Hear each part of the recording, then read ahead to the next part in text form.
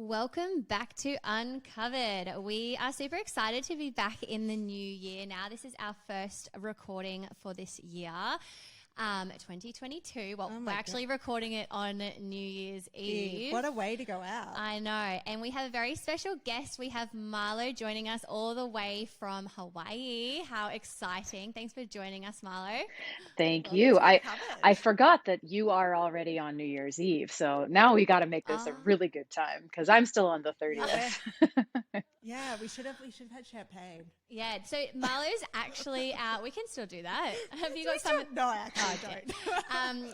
So yeah, Marlo's actually our first international guest that we've had on our podcast, so which is really exciting. We obviously love to have face-to-face people because it's so much easier to chat face-to-face, but obviously these times, and we were just speaking before, like it's, travel is not really happening at the moment. But yeah, we're really fortunate to talk to her and give you guys just like that great knowledge from her, because we have had requests to have you on to talk about what you do and I guess just give a bit of advice. I know me and Steph have definitely followed you for since we were baby pollers. And maybe fell in love. I fell in love. That's a bit stalkerish, isn't it? No, just loved your style.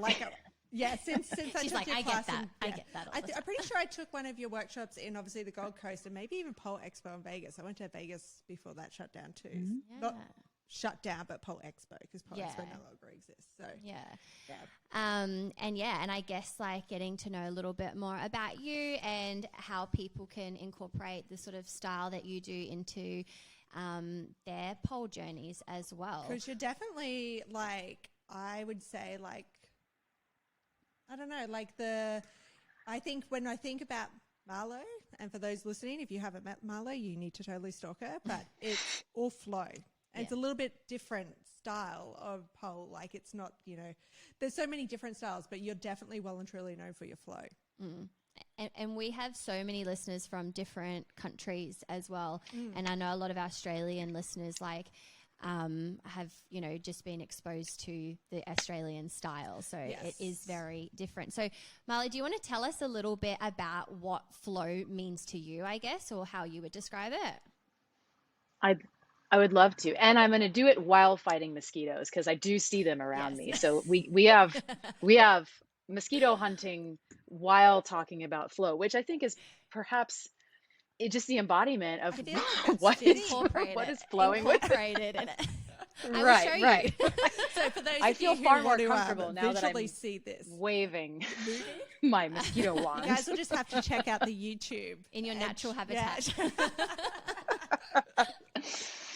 So, I think it's important to kind of make a distinction between little f flow and big F flow. So when people see me move, they're probably noticing there's a lot of wavy, circly stuff, and it seems like everything just carries on. And maybe it looks kind of seamless. It may change tempos or energies, but not a lot of stop and go.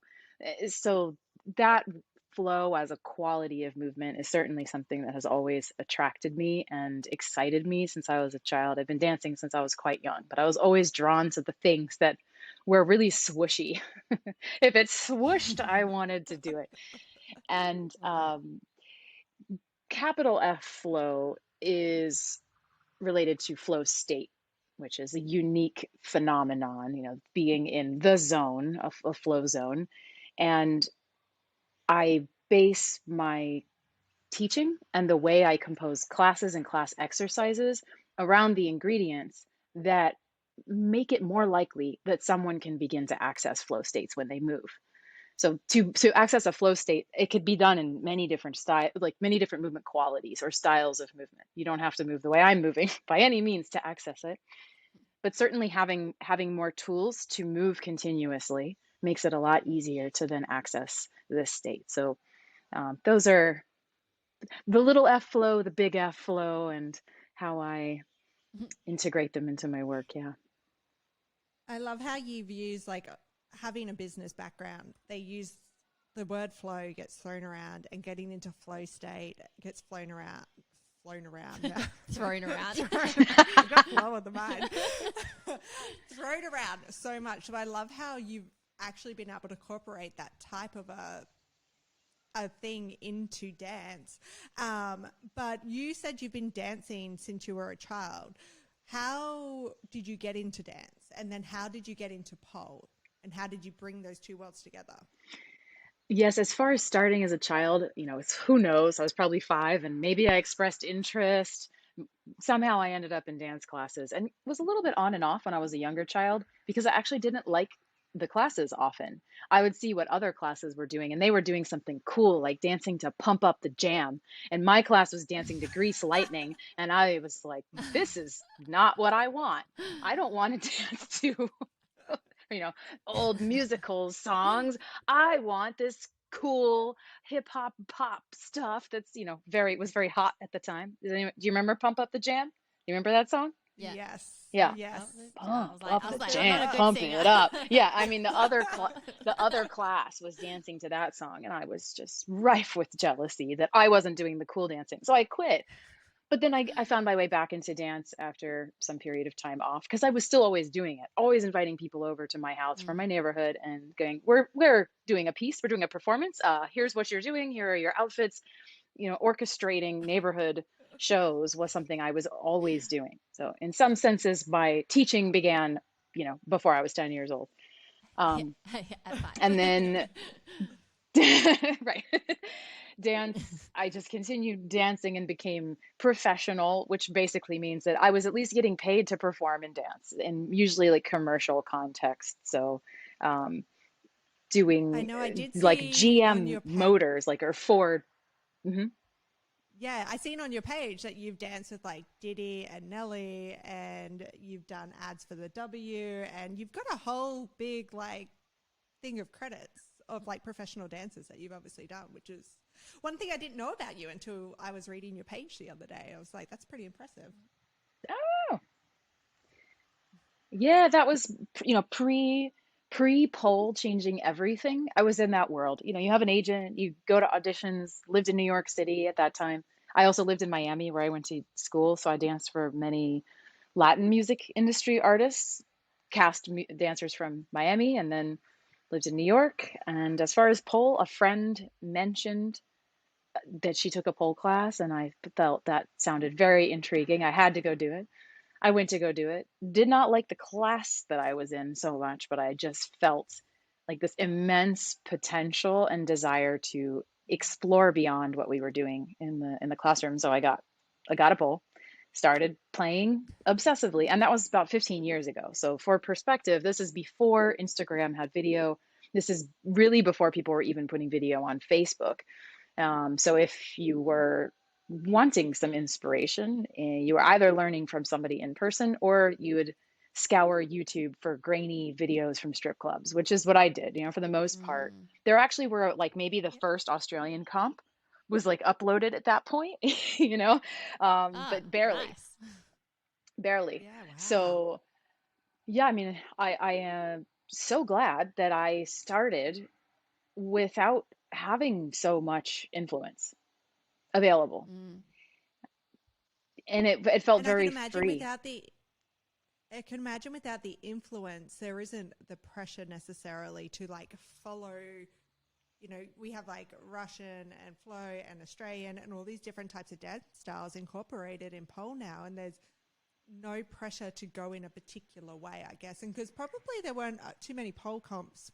That's None. 2005-ish, yeah. Mm-hmm. So there's not even that pressure for that. But I do see a theme here where you prefer to be a lot more free rather than in this like box of a class, which is interesting because our last episode we recorded was all about training, like ways of training. And I think it's probably a nice little coincidence follow along that we now have somebody on who's like, I prefer not to be in a structured class. Like I need the freedom in my own training to explore. And I do think that's sometimes what pole dancers struggle to find and trust within themselves is that freedom element.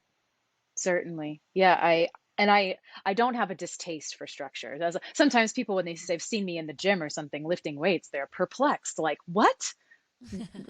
Are you just freestyling with the weights? And I appreciate the foundations that more structured things build. And and I have like a long history of dance, and there's plenty of structure and repetition in that.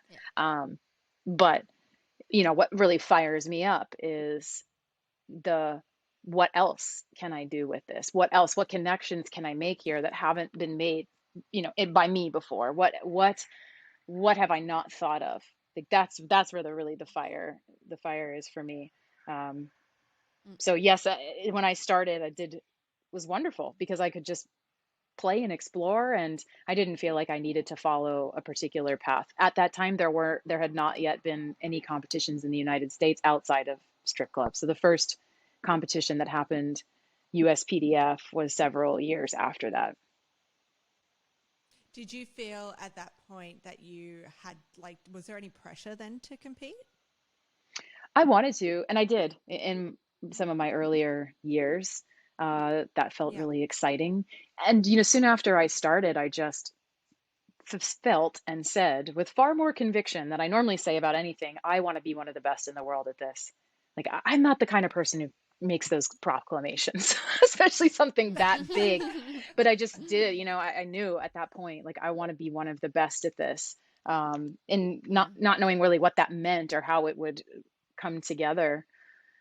But then, several years later, I did win an American championship and then an international one, at which point then I said, okay, I'm done competing. Quit while you're ahead. So and that was While you're on top. yeah, I guess we have had so many conversations with people before, and we've talked about it on our podcast so many times about the pressures of competing, and that so many pole dancers feel like that's how that journey should go. It's like you start pole and you start learning your tricks, and then you dance, and then you compete. And we try and tell people all the time, that's not, you don't have to do that. If you want to compete or perform, like I know in Australia we don't have many opportunities just to perform, it's always competing. And so Steph and I have tried to create environments for people just to perform, to help them, encourage Find their own creativity. Yeah, to find their own creativity and to explore that. And we have had so much positive feedback from people, and we've seen our students that have been, doing our classes and our routines, and then we're like, whoa, where did this come from? It's so good to just let someone create their own and then go, that's amazing. It's so good when you just let the reins free and let people do what. And I think where that really ties in nicely to something you just said before was you wanted to explore movements that you hadn't yet connected, I guess, or created for yourself. Mm-hmm. So I think that is where this performance or this desire to move is maybe, I'm just thinking out loud here, but people don't necessarily have to go and compete. It's about finding something new for you and challenging for you. And if that's competing, go for it. But if it's just about finding your own flow and your own movement, then that's okay too. Yeah. Certainly when we put together a piece, we're propelled into a heightened creative state to compose something. And so I certainly, some of the tricks that maybe I'm quite known for arose from, I need to perform, so let me explore, push myself harder than usual. So it certainly has served its purpose in my own process as well. And then the going on stage is the ultimate flow state opportunity, like a high stakes environment. So if you really want to get to know that, getting comfortable on stage is certainly that. But it can also wreck your life, and that's why I don't perform so much ever. Yeah, because it's a lot of done. It can be so much stress for people, and if you don't understand your body well enough, that obviously opens you up into an environment where you're putting additional stress on, which can then cause additional injuries or other problems that exist. But one of the things you talk about a lot is movement as well as flow. So what is movement to you? When I think movement, I'm I want to be old, mobile, functional, still be able to squat, sit in the toilet, pick up my bags, those types of things. Is that the type of movement that you think of or that you get excited about? Or is it just movement and seeing what the body can achieve? I think a huge amount of things fit into that, the bubble that is movement. Considering that even if we are air quotes still, there's a lot of movement happening within us with your breath, your digestion, the fluids of your body. So True. I think it's more about like choosing to pay attention or choosing to be aware, conscious of your movement choices, your body choices. And then, further taking an active role in your movement future, your movement destiny. For many people, they are, desperately trying to conform to ideals created by other people that mean that the way that they're using their body is possibly chipping away at a really easy moving future decades down the line, because we're trying to fit into something now that maybe isn't really what is most nourishing for our bodies. So I am very interested in moving well long term, and that is also why you see me do what I do with the pole. Like, am I mostly wearing like baggy sweatpants and twirling around? Yep, because it's like I could do that for hours. I don't hurt after, you know. I don't have to but that doesn't mean shying away from challenge. Like, in order to move well later, we also have to find like where are our capacities, where are our deficits, how can we get a little stronger. But um I'm perhaps a little too tempted with pole to try to like keep up or do the cool thing or make it fancy enough that it will be impressive, and I'm probably not honoring what truly feels right at that time to do that, so hopefully I set some sort of example for people that you can Yeah, just no, twirl around and also have a good time. and not be sore the next day and be able to twirl around. Right, again. right. Twirl around again. Yeah, I was going to say this is so much pressure to keep up. And now that like the industry is just blown up, like we have, people coming in that are like, 17, 18 that are like elite gymnasts that can already do all these crazy moves and Iron X on the first day. and yeah, and it's like, and then all the other students feel really quite pressured to do it, to do that stuff. We have sort of recently done like a bit of a curriculum overview to try and help people realize it's like, not everyone's going to be an elite pole dancer. You might be classes like intermediate, but what is intermediate? Like it's what you like want in pole and what you want out of pole as well. So like you said, Marlo, you can just twirl around and that is fine. Steph always says you got to come down to your why. Like it's like ingrained into my head. She's always like, why? What's your purpose? No, it's good. But like you're that's like really on board with like what we're sort of saying with people is like, yeah, you don't need to go after those big tricks. And yeah, it is good for a challenge to do a competition and stuff like that, but it's not the be all and end all. Like you said, you've done like how many competitions do you think you have done over? Is it just the US and the Not that many. No, there know. were a few more, but probably like 5 total, I think. Not that many. Well, someone I spoke to recently was doing 5 in 1 year or in half a year. I'm pretty sure it was like in 2 months or something. Like they all landed because there's obviously seasons, and they all just landed at the same time. It was just the attitude at the time, and I've probably done maybe about 5 or 4 in the whole time I've polled, which is about 9 years. And I'm like, that doesn't seem like many. Maybe I should do more. And like I feel that pressure because it is like nobody really knows what you're supposed to do, but having you on, I think, will be really helpful for people to be like, well, no, that it's not all about that if you don't want it to be. And you mentioned before about like not everybody's body, well, they're not the same, and that we might not be able to move the same way as somebody. I definitely cannot move like one of our instructors who can do like a rainbow Marchenko. I'm like, that's never going to be me. But one of the things we learn about having, when we have the pole physio on, is like all of our body is about 30% different in anatomy. So that is digestion, muscle, the way we move, so we're never going to be the same, but yet we still continue to chase these bigger things, which is good for a challenge, but it just comes back to, I think it's just focusing on your why. I think that's where it comes. Sorry guys. So that is it. That's where it comes down to, is what is your why and why are you in pole and why is this important to you? I agree. I Yeah. think So, high hard goals, like the goals that feel like, wow, mm, that's far off. There's there's nothing wrong with them, and like never wanting to right. steer people away. And like you have to really check in with that, as you're saying, why are you doing it, and what does your journey look like? At what point do you get an indication if it's worth continuing, or like switching, or are you open to switching paths if that's where it takes you, or are you fixated on the one thing, Yeah. you know?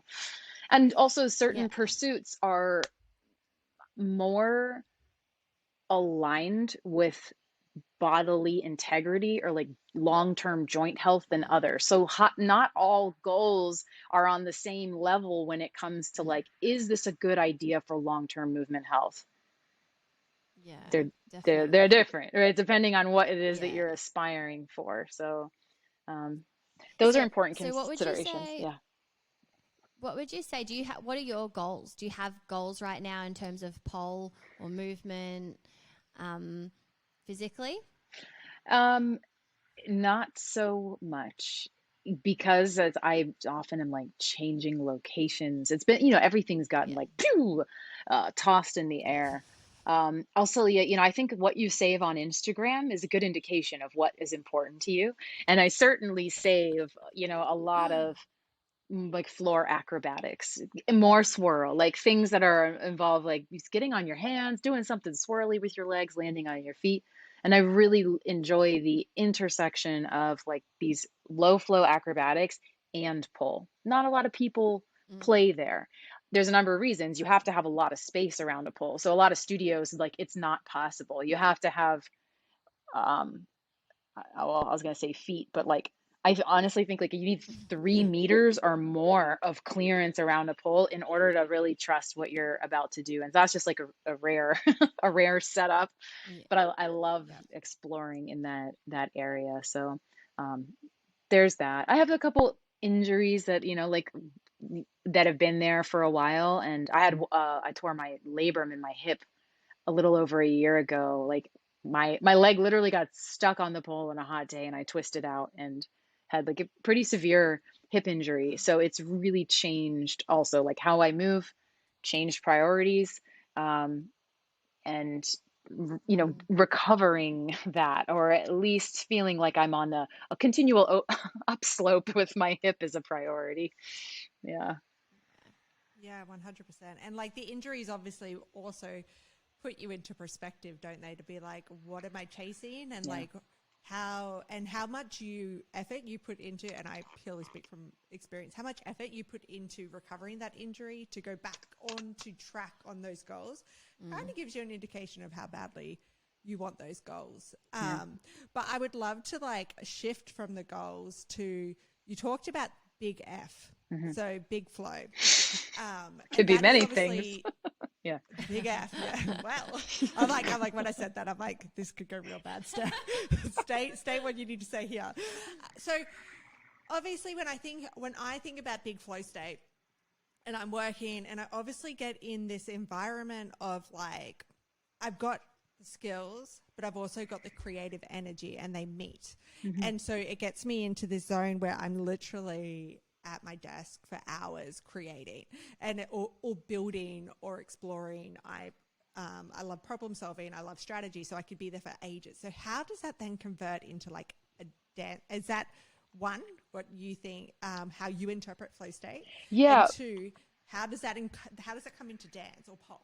So, yeah, as I said, like flow state it's a specific phenomenon, and it's actually measurable, and there are certain conditions that really need to be in place in order to access flow.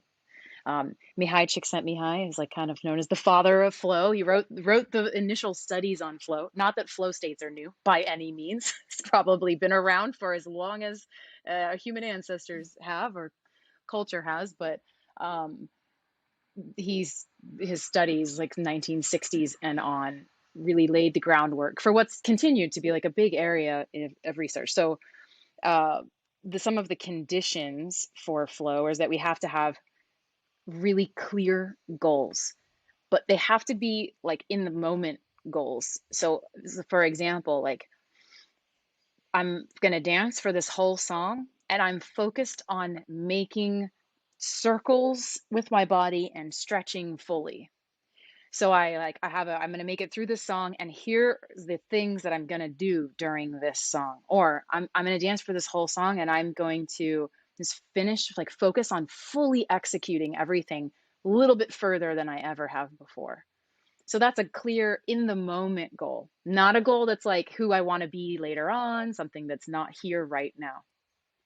You also need continual feedback, which that doesn't mean somebody else telling you about your movement, though that can be helpful. It's really important that you are equipped with the tools to sense how you are performing. In some cases, that could be the mirror. Some people really get like fired up by seeing themselves in the mirror. Not everybody. But I think most important is that you're good at sensing what's going on. You can feel how you're performing. So that's kind of a testament to like cultivating people's body awareness by helping them get good at being able to sense the difference between things. Not that they have to rely on visual feedback, but you have to be able to feel how it's working. There's also the need for like no distractions. You have to be totally focused on what you're doing. You cannot access a flow state and be doing anything else. Focused on anything else, you have to be all the way here right now. Those are a few. There's some more, but I'm curious if anything came up for you hearing that, so I don't ramble for too long. Meditation, that's the first thing that sort of came to my head, I guess, is like, I know that I have definitely try and practice like mindfulness and meditation, and yeah, that's like a lot of the things is like, yeah, you can't be doing anything else. You need to be right then, that right here, right now. It's sort of what like stood out to me. For me, it was the focus element and just thinking of which in the current environment of which most of us are living in, and having so much distraction in this like tiny freaking device that lives on my hand. Like, and it's just so easy that if I'm in a studio and I'm training or I'm wanting to create something, I'm on Instagram, right? Looking for something to inspire me. But really, is that taking my focus away because I'm not fully in? And then I do see that in a business sense of like, you know, your emails popping up and those types of things. I know that when I really get shit done is when I turn everything off and I put on what we call my rave music, which is like a deep concentration playlist on Spotify. So it's weird. my thing. So weird, but whatever. But it works for me. I put that music on, and because I've heard it all the time, but it's got good beats, and I'm just like working away, editing videos or whatever it is I need to do. That's when I do it. But for me, like the focus, I think, is things that probably most people struggle with. And you think about, if you're not as fortunate as, you know, a studio owner or an instructor who has access to a studio where you can go by yourself, you're always going to be distracted by what else is around you. And that's, or if you don't have a home pole or something, I think the focus element's going to be most people's challenges, or I'm maybe just my challenges. Yeah, I think that it can be harder for people to find that focus in a group, but also, two, there's a phenomenon of group flow. That's a real thing too. Often when people are in a more collaborative thing, like if we were all like had maybe doing the same routine together and we had the proximity to really like feel one another for timing. But I think that we can train people how to drop into these states in a group environment. You know, it's like if I can only feel comfortable focusing on what I'm doing when I'm alone, I think there's something very important missing from our training. If ultimately the foundation of your movement training isn't that you're being asked to really pay attention to what you're doing and get specific about where our attention is going, then, you know, it is when people are continually scanning for what's going on outside, I think it comes down to that they haven't been introduced to the skill set of really paying attention to what's going on. And, you know, that comes at different levels of comfort for people, but there's always an in to help somebody pay attention to their body, their movement for a little longer than before, letting that accumulate. Yeah. And I think what came up for me when you said that in terms of group flow and working with other people and with other people around is with so many of the majority of pole dancers generally being female, there is that insecurity about being watched as well. Mm-hmm. Like if we have insecurities within ourselves, obviously in that type of an environment, it might make you feel that little bit more concerned about other people looking at you. And I say that from, we have a female only studio and there's so many girls are like, I'm worried what other people are going to think. Like our comments on TikTok, we've recently explored TikTok and a lot of it's like, I'm worried about being judged. I'm worried about being judged. I'm worried about this. I'm worried about how I look and these types of things. So that was the first thought that came to me when it came to like group flow and those types of things. But I think you made a very valid point of like, you can always teach somebody just to improve just that little bit more. All those 1%ers build something. So even if it's just like, it's one song where I'm not going to worry what other people think or be concerned, that's a start. Or even if it's half a song or whatever. Absolutely. I think that, when it comes to teaching a class, we really have a lot of power in terms of guiding a people in movement, of guiding a room full of people to move and relate to one another. And that honestly, when I look at a lot of classes, I see that's a big area of opportunity for instructors to take a larger responsibility for cultivating the relationships between people in the room. Like just sometimes starting a class by having them verbally communicate, because once we've like talked to people, maybe even looked them in the eyes for a moment, like maybe like shared a laugh or something, we are so much less likely to feel like they're judging us. So building in aspects of the class that fortify the relationships. Sometimes that's like collaborative activities. I do a lot of game work or partner work in my classes because it does help people feel safer. And you're certainly not going to perform your best or get anywhere near a flow state if you just fundamentally feel like you don't belong. So how can we help people feel like they belong and that like everybody in the room belongs there? Everybody in the room has something to contribute. That's often missing. People feel like they have nothing to offer, but there's certainly opportunities for everyone to offer something to a group experience, and that makes us feel like we belong. Tends to. Yeah, I know that I have had conversations with students that are very confused of what to do, like how to get started with no dance background. Like everyone comes in thinking, well, I have no dance background. Like, how do I get started?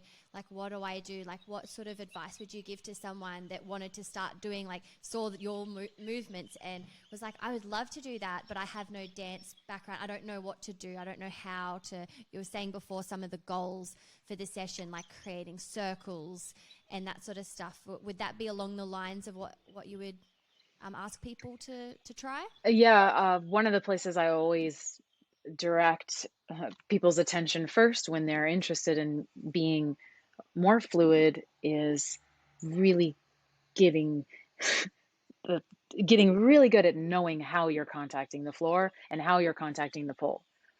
As if you're taking care of your weight transfers, if you're able to transfer your weight smoothly, easily from one leg, from limb to limb, from high to low, it will be fluid. And often people are just not used to paying attention to that. And that could be as simple as like, how is your foot meeting the floor when you step? Is it kind of stabbing the floor? Is there a bit of impact in your ankle? Does your foot kind of glide along the floor before coming to a stop? And the beautiful thing about paying attention to contact, to connection, is it's something that's actually quite easy to sense when you start paying attention to it. It's not abstract. It's there. It's feelable. It's our touch sense, and you never really graduate beyond paying attention to how you're connecting to, in terms of the pole, like from your contact point outward, something becomes possible. Yeah. How much grip do you really need? In what direction do you need pushing and pulling? So points of connection and getting really curious about those and mindful of how you shift from one to the other is huge. And if you would like more swishiness in your body, the waves, the circles, ultimately those things can also come from our contact points. And I'll give an example. If you see people that aren't used to doing very much, freer movement, often when they warm up, they'll stand with their legs like shoulder width distance apart, and they do like shoulder rolls or like head rolls or hip rolls, but it's kind of like the feet are cemented to the floor. And then if you look at people who are like have a really natural kind of swishy way about them, you'll see that their connection points are far more dynamic. So often I'm encouraging people to feel like if you let your weight shift around in your feet and you just allow that movement to ripple up through your body, check it out. You don't have to try to make a wave, because the wave or a circle is the consequence of not blocking it anymore.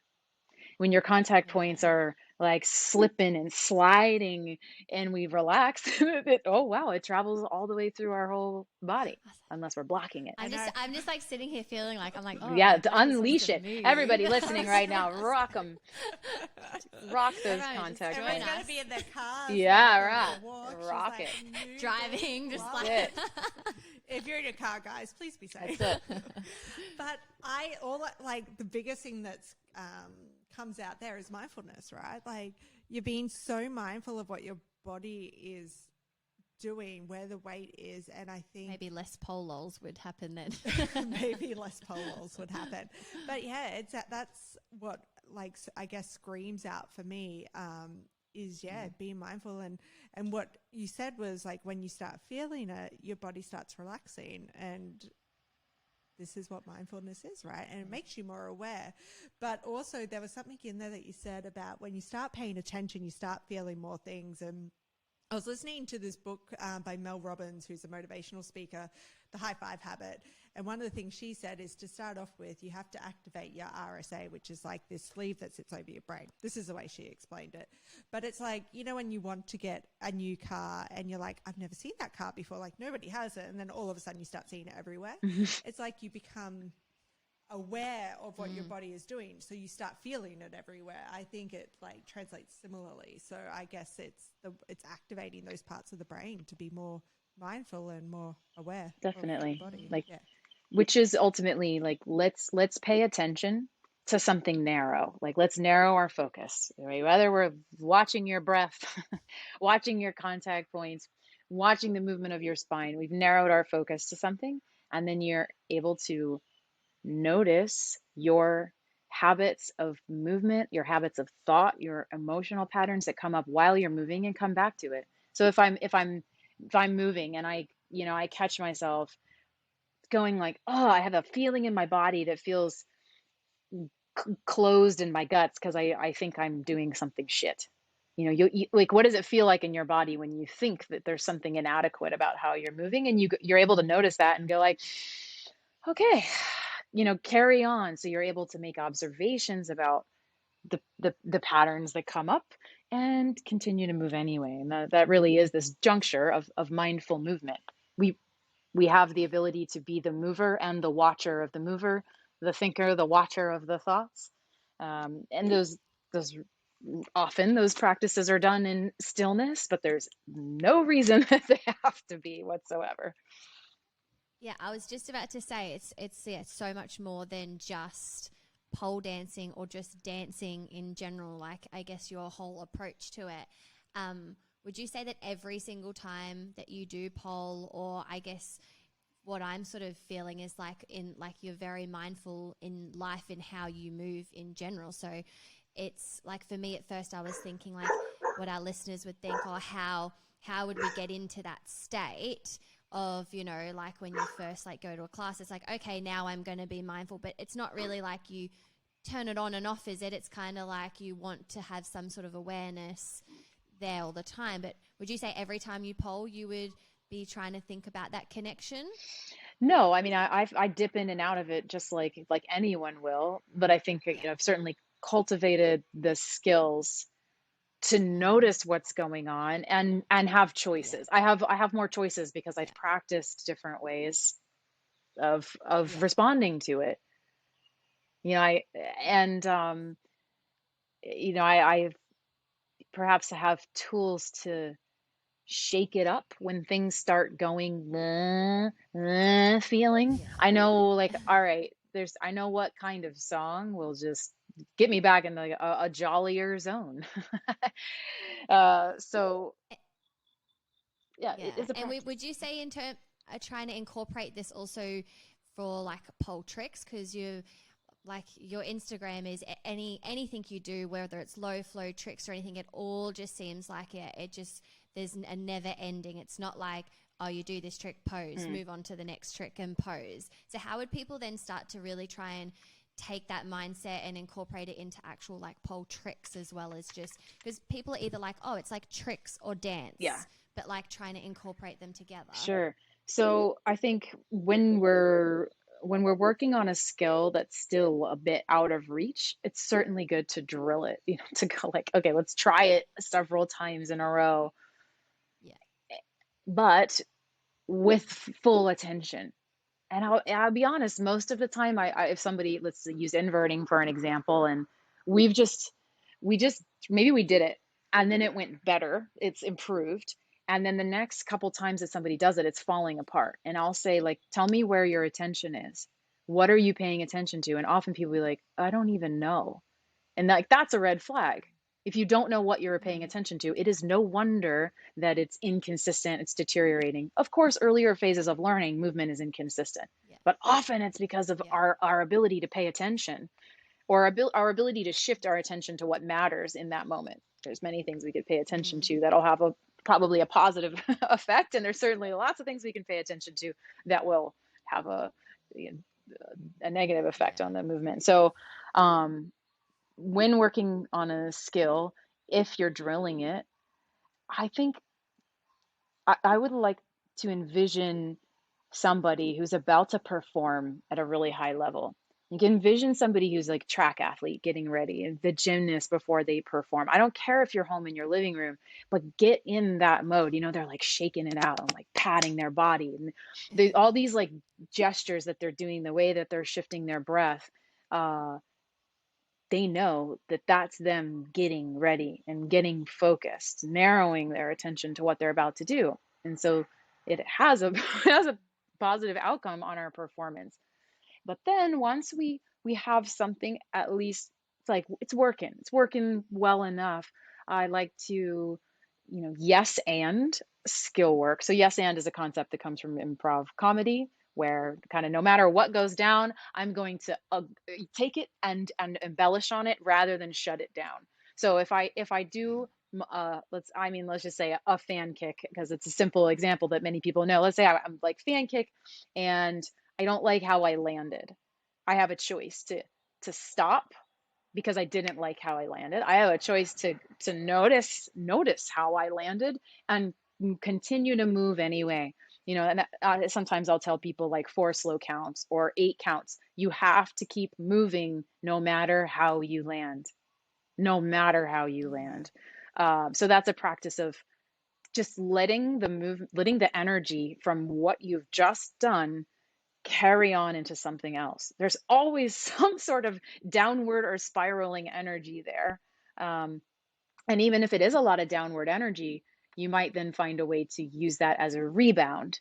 Like if it's a down up, like go up and then go somewhere after it, rather than just letting the drop and die at that point.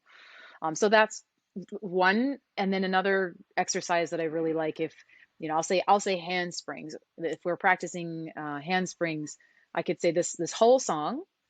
All you're doing is practicing handsprings and making swooshy marks on the floor with your legs. So you make swooshy marks on the floor with your legs until you find the possibility of doing a handspring without as minimal setup as you can. You're kind of always feeling for when that trick could find its way into what you're already doing without having to break it.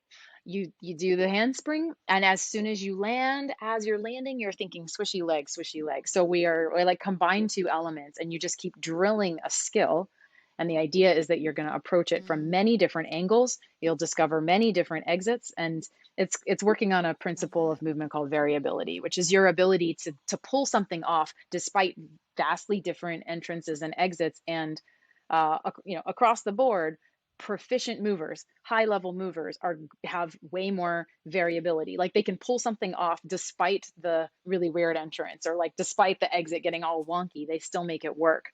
So, but you can also train for variability, and that's not something that people do when they're like drilling it the same way in and the same way out. It's very hard to improvise, and it's also not as good for your body long term. Yeah.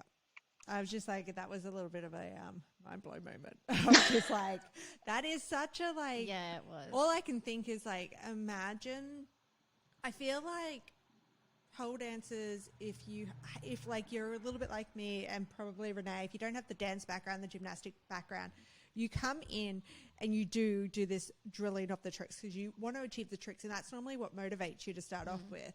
And something really interesting, a really interesting thought I had recently was we just redone our curriculum at the studio and we were creating routines. And I could see the difference in the instructors who have a dance background and the instructors who are pole only trained.